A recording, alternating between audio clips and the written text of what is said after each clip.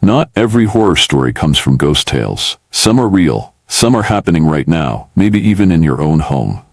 Tonight, I'm going to tell you a chilling true story, one that will make you question everything around you.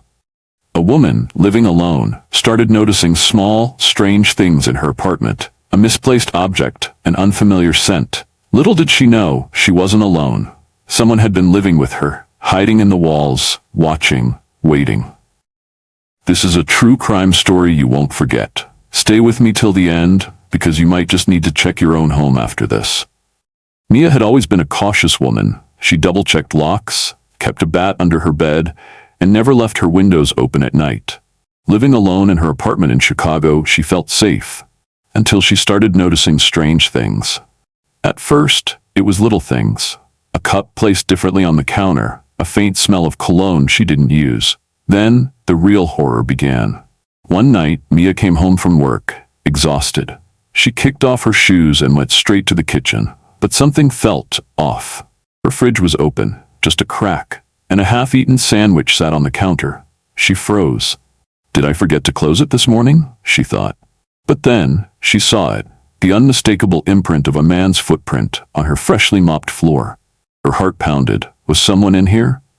Days passed, but the unease didn't leave her. She started hearing soft creaks in the walls at night. The feeling of being watched never faded. She told herself it was paranoia, until the night she woke up gasping. Her bedroom door, which she always locked, was slightly open. She sat up in bed, every nerve in her body on high alert. She reached for her phone and texted her best friend. "I think someone's been in my apartment." Her friend replied instantly, "Get out, now." But where would she go? She had no proof. No forced entry, nothing stolen, just a terrifying feeling that she wasn't alone. Determined to prove she wasn't crazy, Mia installed a small security camera in her living room, pointing at the kitchen. The next day, she went to work, her mind racing with possibilities. That night, she checked the footage. At first, nothing. Then, at 3:17 a.m., the horror unfolded. From the ceiling vent in her hallway, a man's face slowly appeared. A pair of hands gripped the edges, and he crawled out, dropping silently onto the floor. He was inside her walls. Mia slammed her laptop shut, her breath coming in short gasps. This wasn't a break-in. This was something worse.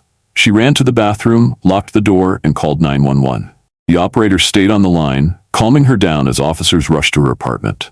When they arrived, they searched every corner until they reached the crawl space behind her closet. Inside, they found a makeshift bed, empty food wrappers, and worst of all, a journal. Inside, the man had been documenting her life. She sleeps at 11:45 p.m. She likes vanilla candles. Tonight, I think I'll finally say hello. The police arrested him on the spot. It turned out the man was a former tenant who had never really left. He had been living in the vents for over 3 months, watching Mia every single night. To this day, Mia refuses to sleep without checking every corner of every room. And now I have to ask you, when was the last time you checked inside your walls? Because you never really know who's watching.